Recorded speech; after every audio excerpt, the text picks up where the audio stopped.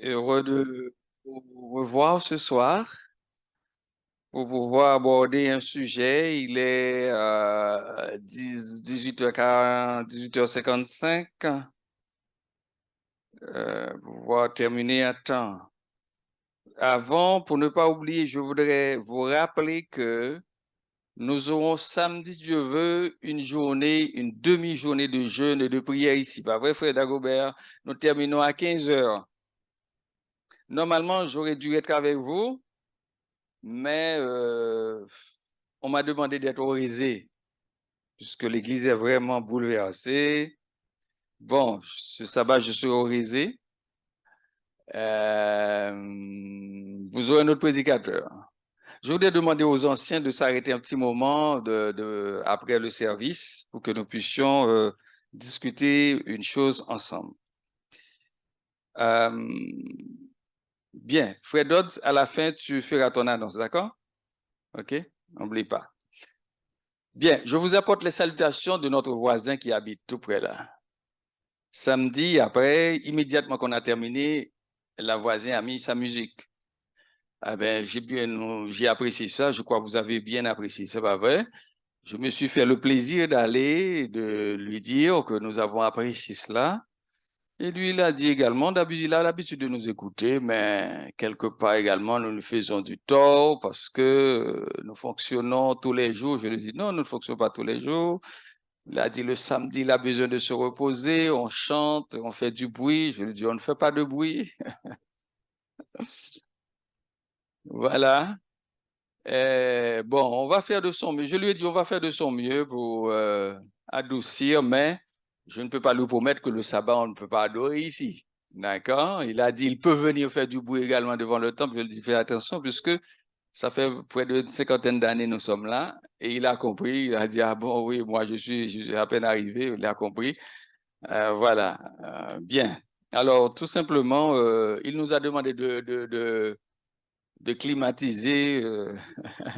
Je lui ai dit que nous avons en projection, en perspective d'avoir un nouveau temple qui soit patient, puisque climatiser ici, ça demande. Hein. Il faut revoir toutes les fermetures, tout et tout, enlever toutes les fenêtres là, à refaire, ça coûte, à moins que vous ne vouliez plus construire le nouveau temple. Bien.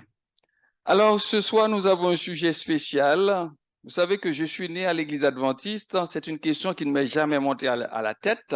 Cette question fête d'anniversaire, mais on m'a posé la question. Il y a un groupe de personnes qui est venu auprès de moi. Il m'a posé la question et quand j'ai considéré la question, c'est pas n'importe quelle personne qui m'a posé la question. Je me suis dit, bon, laisse-moi vous présenter ce sujet et que vous puissiez voir, premièrement, l'histoire, considérer un petit peu, faire l'historique de cela, n'est-ce pas?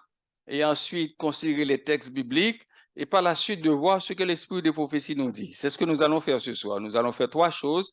Nous avons l'historique, un petit peu historique de fête anniversaire, et ensuite la Bible et l'esprit de prophétie, parce que nous sommes une église basée sur la Bible et éclairée par l'esprit de prophétie. Bien, je prends mon... Alors, vous pouvez mettre à l'écran les images, n'est-ce pas, pour qu'on puisse voir et lire en même temps. OK? Le chrétien adventiste et la fête d'anniversaire. Oui, si on peut projeter. Et moi, j'ai la télécommande. OK? Vous pouvez projeter, mettre... voilà. Bien. Alors, d'après Larousse, Larousse définit l'anniversaire comme suit: commémoration d'un événement célébré au jour anniversaire de la date où il a eu lieu. Mais pour nous, que signifie réellement l'anniversaire, fêter l'anniversaire, fête d'anniversaire? À nos yeux, c'est le jour où l'on reçoit, pour beaucoup, des cadeaux, du gâteau, des cartes d'anniversaire pour célébrer l'année supplémentaire vécue dans ce monde, pas vrai? Mais d'où vient cette tradition? Parce que c'est une tradition. Alors, tout d'abord, d'après mes recherches, j'ai vu que les Égyptiens auraient commencé à célébrer l'anniversaire du pharaon. Cette tradition a été reprise par les Grecs, n'est-ce pas, qui célébraient, quant à eux, l'anniversaire des dieux. Dieu avec petit d, d'accord? Et ce sont également les Grecs qui ont introduit l'idée des bougies d'anniversaire, d'accord? Et les bougies faisaient partie d'un rituel et servaient à chasser les démons, d'accord? Ils mettaient les bougies et comme ça, quand on souffle dessus, eh bien, les démons partent, ok? Il y a des difficultés à poster? Ah, d'accord. Je sais que vous êtes de grands techniciens. Alors, la célébration des anniversaires est devenue plus courante. Jusque-là, ça va? Jusque-là, ça va pour vous? D'accord. La célébration des anniversaires. Ah, très bien, très bien, très bien, très bien. Alors, j'avance un petit peu.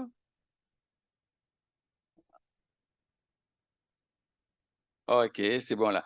La célébration des anniversaires est devenue plus courante sous l'Empire romain.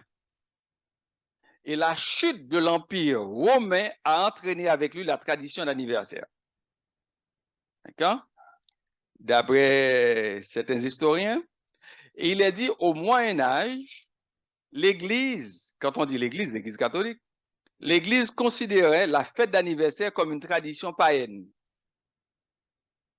OK? Parce que la fête d'anniversaire,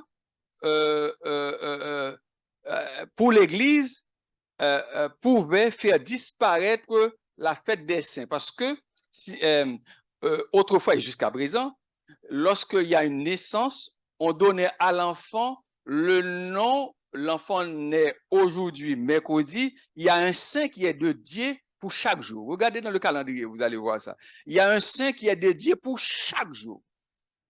Et d'une manière, je ne sais pas, franchement, je ne sais pas pourquoi, Sébastien est né le 20 janvier, on l'a appelé Sébastien sans même, c'était dans notre tête d'appeler notre enfant Sébastien.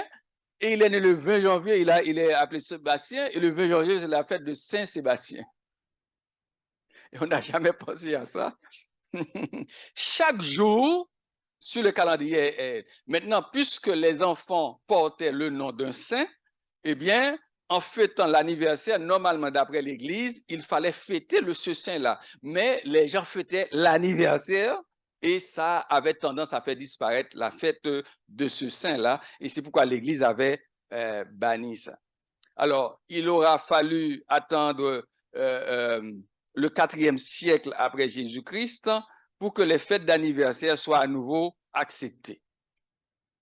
Maintenant, au XVIIe siècle, les Allemands ont introduit ce qu'on appelle les Kinderfest. Alors, les parents organisaient des fêtes pour célébrer l'anniversaire de leurs enfants. L'idée du gâteau d'anniversaire avec ses bougies a rapidement émergé. On est revenu avec ça, puisque rien n'est nouveau sous le soleil, si vous regardez. Et c'est à ce moment-là qu'est venue la tradition d'une bougie par an. L'enfant a 1 an, une bougie, 2 ans, 5 ans, mais selon 90 ans, voilà. OK?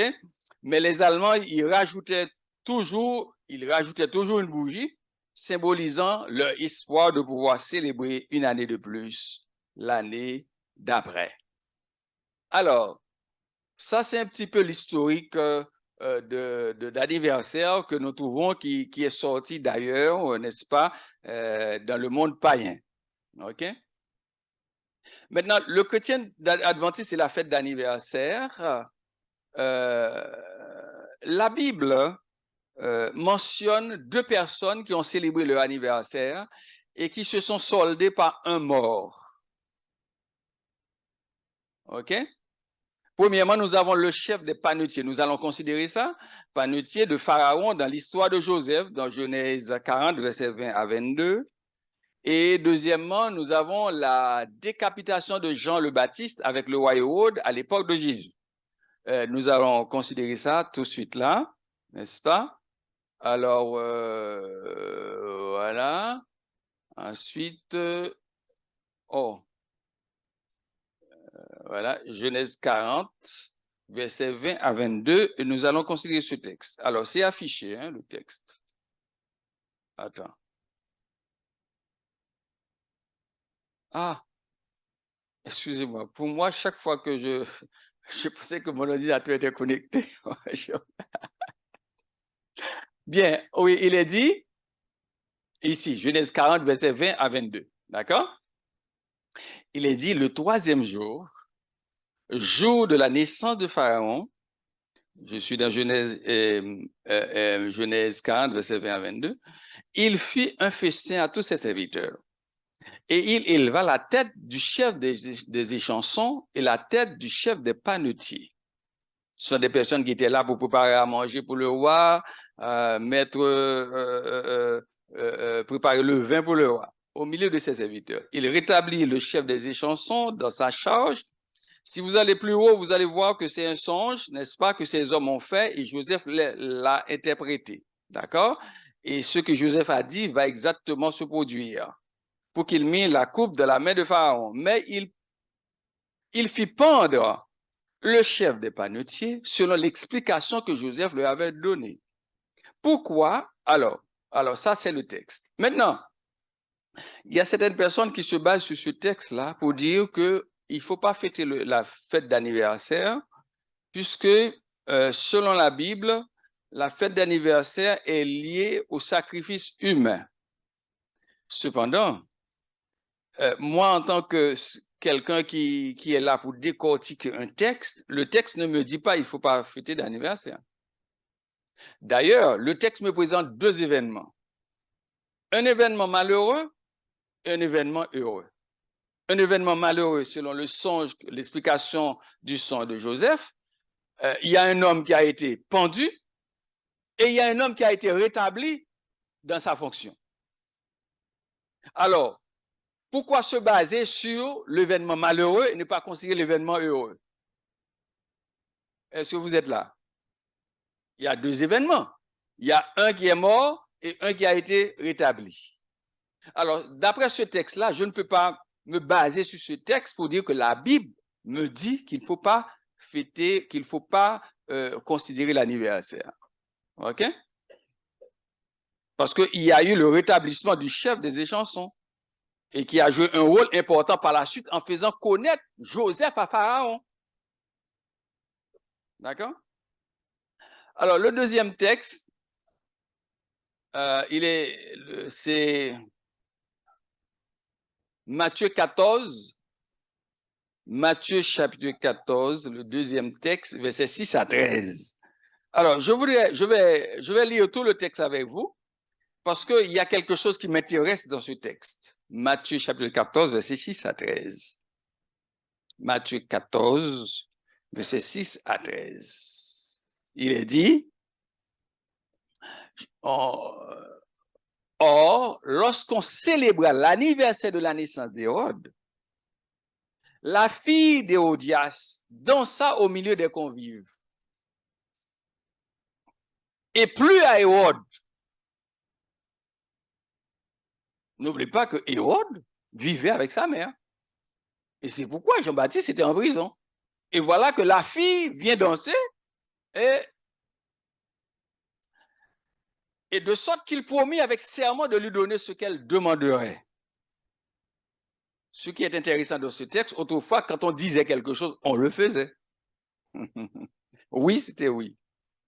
À l'instigation de sa mère, elle dit, donne-moi ici, sur un plat, la tête de Jean-Baptiste. Parce que Jean-Baptiste avait dit, c'est pas normal. Hérode, c'est pas normal que tu vis avec la femme de ton frère. Et cette femme n'était pas d'accord. Et le roi fut attristé, mais remarquez bien dans le texte, c'est pas le roi qui a demandé de couper la tête de Jean-Baptiste. On ne peut pas dire à travers ce texte le roi a demandé de faire un sacrifice humain, ce n'est pas le roi qui a demandé. Qui a demandé ici? D'accord? Oui, oui. Exactement. Et il est dit dans le texte, le roi fut attristé, c'est-à-dire que le roi n'était pas d'accord parce qu'il reconnaissait en Jean-Baptiste un prophète. Mais à cause de ses serments et des convives, parce qu'il y avait des grands qui étaient là, tu as fait un serment, même si c'est sous le fait de l'alcool, mais tu l'as dit. Il commanda qu'on la lui donne, il envoya décapiter Jean dans la prison. Alors, sa tête fut apportée sur un plat et donnée à la jeune fille qui la porta à sa mère. Oh là là. Regardez bien dans le texte l'attitude de Jésus. C'est ce qui m'a étonné. Les disciples de Jean vinrent prendre son corps et l'ensevelir, et ils allaient l'annoncer à Jésus. Et ce qui m'étonne dans le texte, Jésus ne va pas se prononcer pour dire, bon, l'anniversaire, parce qu'il y avait anniversaire, etc. Le texte nous dit, à cette nouvelle, Jésus partit de là, dans une barque, pour se retirer à l'écart dans le désert, et la foule ayant su sortir des villes, et le suivit à pied. Jésus ne s'est pas prononcé. Je m'attendais justement à la déclaration de Jésus sur l'anniversaire, sur l'événement. Je sais pourquoi Jésus ne s'est pas prononcé sur Jean-Baptiste, parce que le cas de Jean-Baptiste c'était un problème diplomatique, politique, etc. Jésus n'a pas voulu rentrer dans cela. Cependant, mais il ne s'est pas prononcé du tout. Avec ce texte-là, je ne peux pas prendre ce texte-là, n'est-ce pas, en tant que pasteur, théologien, en tant que membre d'église, de dire, me baser sur ça, de dire, il ne faut pas considérer l'anniversaire ou faire fête d'anniversaire. Je ne peux pas le dire. D'accord? Si je veux me baser sur l'origine de cette fête, OK. Mais sur la Bible, ces textes-là, je ne peux pas les prendre pour défendre ça. Ouais. Alors,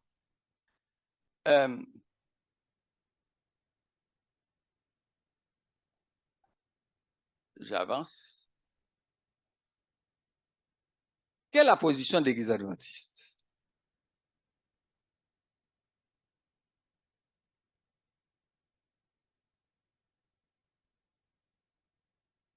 Bien. Alors, allons dans l'esprit de prophétie. Ellen White, notez cette référence, dans Témoignage pour l'Église, volume 1, page 224, chapitre 45, lettre d'anniversaire. En tant qu'adventiste, n'oubliez jamais, quelle que soit la question qui monte dans votre esprit, l'Église adventiste, la réponse est déjà là. Si ce n'est pas clair pour vous dans la Bible, l'esprit de prophétie vous éclaire là-dessus. Et c'est ce que j'aime avec l'Église adventiste. OK? Alors, dans Témoignage pour l'Église, volume 1, page 224, chapitre 45, lettre d'anniversaire, Ellen White va écrire à son fils le jour de son anniversaire. Et nous allons lire d'autres textes de l'esprit de prophétie qui va nous montrer l'orientation qu'il faut prendre lorsqu'il y a un anniversaire. D'accord? Parce que le chrétien doit toujours se démarquer de ce qui se fait dans le monde. Et elle a dit, mon cher fils, je t'écris pour ton 19e anniversaire. Nous avons eu beaucoup de plaisir à t'avoir avec nous pendant quelques semaines. Tu es sur le point de nous quitter, mais nos prières t'accompagneront. Une année de ta vie va se terminer.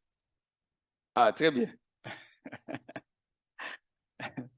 Une année de ta vie va se terminer aujourd'hui. Qu'en est-il lorsque tu regardes en arrière? Vous voyez, ça vous donne déjà une idée de ce qu'on appelle anniversaire. Quand on parle d'anniversaire dans une famille chrétienne. As-tu progressé dans la vie spirituelle? As-tu crucifié le moi avec ses passions et ses convoitises?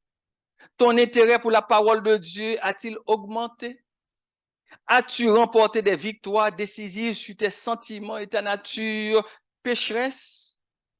Qu'y a-t-il d'inscrit dans les livres du ciel pour cette année qui vient de s'écouler et qui ne reviendra jamais?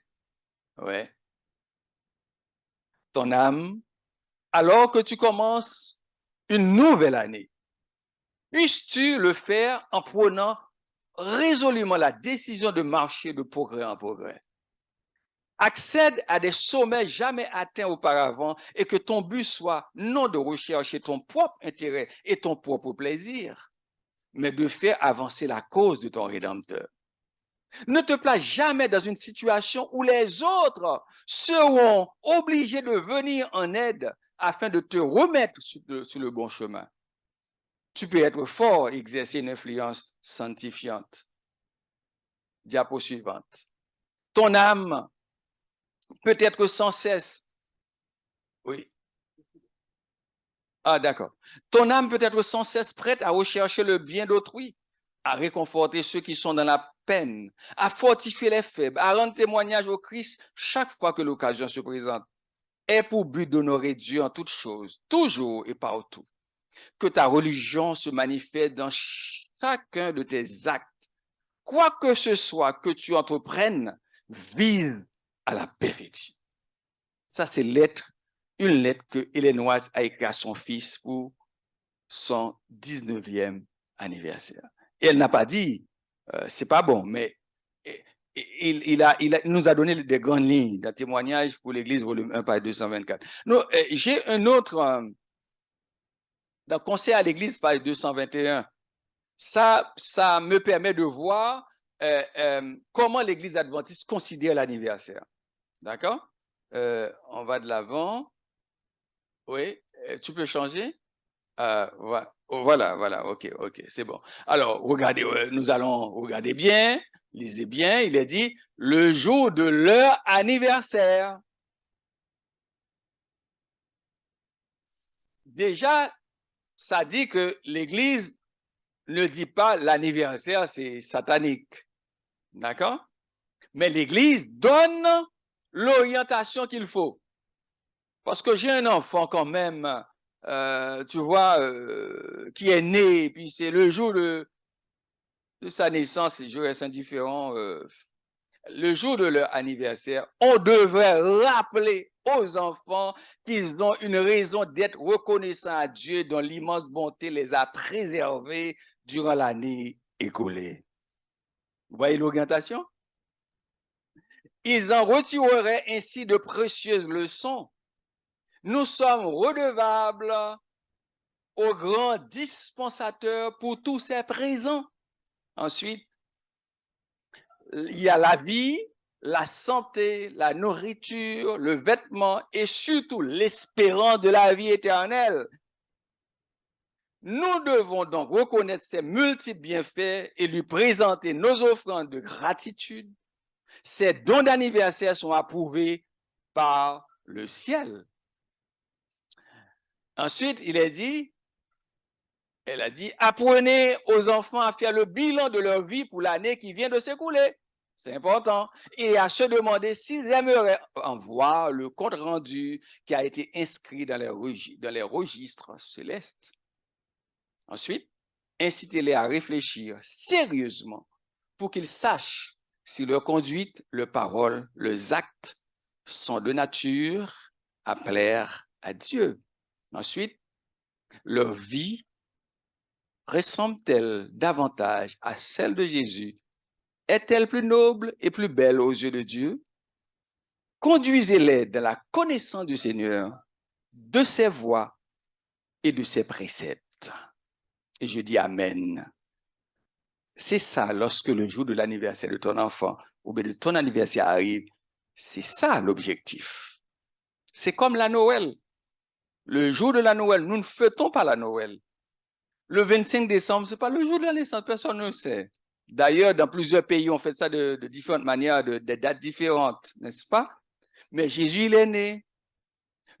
Ellen White nous dit, cette question de Noël a pris une ampleur tellement extraordinaire. Ce jour-là, nous devons en profiter pour parler de l'amour de Jésus, aller vers les pauvres, les déshérités, les laisser pour contre, faire du bien ce jour, au lieu de gaspiller, d'acheter, acheter encore, n'est-ce pas? Et de profiter de ce jour pour rendre gloire à Dieu. Ensuite, la Bible nous dit dans 1 Corinthiens 10, verset 31, je termine par ce texte, soit donc que vous mangiez, soit donc que vous buviez, soit que vous fassiez quelque autre chose, faites tout pour la gloire de Dieu. Anniversaire, faites tout pour la gloire de Dieu. D'accord. Et j'espère que nous allons continuer justement l'école du sabbat lorsqu'il y a ces moments d'anniversaire, de continuer justement à prier pour les personnes et à dire un petit mot à cette personne, peut-être qui n'a personne pour lui dire quelque chose, qui n'a personne pour lui dire, eh bien, je suis content que tu fêtes un nouveau printemps. L'Église le fait, je pense que c'est quelque chose de bien.